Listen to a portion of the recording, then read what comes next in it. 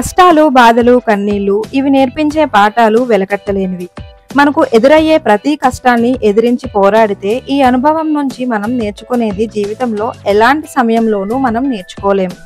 ఎన్నో బాధలను అధిగమిస్తే గాని మనం బలవంతులుగా మారలేము. ఒక్కసారి మీ జీవితంలో మీకు ఎదురైన అతి పెద్ద కష్టం ఏమిటో గుర్తు చేసుకోండి. ఆ కష్టాన్ని ఎదిరించి పోరాడి నిలబడండి. ఆ కష్టానికి మించి మీరు ఎదగగలిగారు. ఆ పోరాటం ఇచ్చిన స్ఫూర్తి ఎంతో గొప్పది. అందుకే పోరాటం అనేది మనకి చాలా గొప్పది. ఇప్పుడు వచ్చిన బాధలు అన్నీ అధిగమించి పోరాటం చేస్తేనే రేపు వచ్చే ఆనందం నీకు సొంతమవుతుంది. అందుకే పోరాటం, ఆనందం అనేవి మనకి ఎలాంటి కష్టం, బాధ, పోరాటం లేకుండా మనం ఏమనుకుంటే అది అయిపోతే మనం సుఖానికి అలవాటు పడిపోతాం.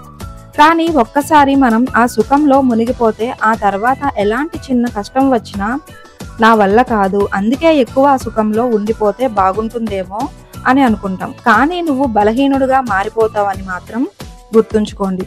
అందుకే పోరాటం లేకుండా మీ జీవితంలో నువ్వు ఎదగలేవు. పోరాటం లేకుండా నీ జీవితంలో వచ్చిన సమస్యలను అధిగమించలేవు.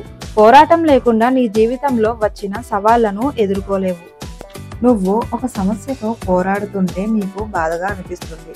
ఆ సమస్య వల్ల వచ్చే సవాళ్ళు, ఆ సమస్య వల్ల వచ్చే అడ్డుగోడల వల్ల మీకు బాధ వస్తుంది. ఈ పని ఇంకా చేయడం మానేద్దాం అనే ఆలోచన వెంటనే వస్తుంది. కానీ బాధని భరించలేవు అని అనుకుంటూ ఉంటే ప్రపంచంలో ఎక్కడికి వెళ్ళినా అవే బాధలు మీకు ఎదురవుతూ ఉంటాయి.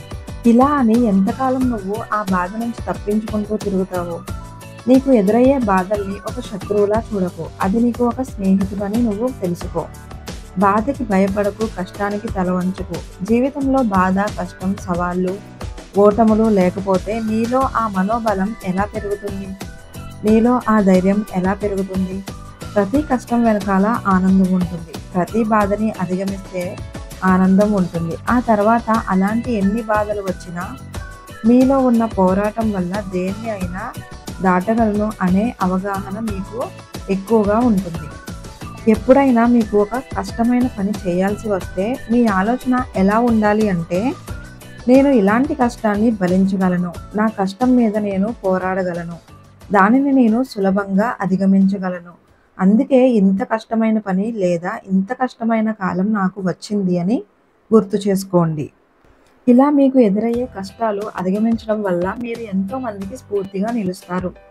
వాళ్ళు మీ వైపుకు చూసి, చూడు అతడు ఇది సాధించాడు, మనం కూడా సాధించగలం, మనం కూడా పోరాడగలమని ఈ పోరాటంలో వాళ్ళు కూడా కొనసాగిస్తారు.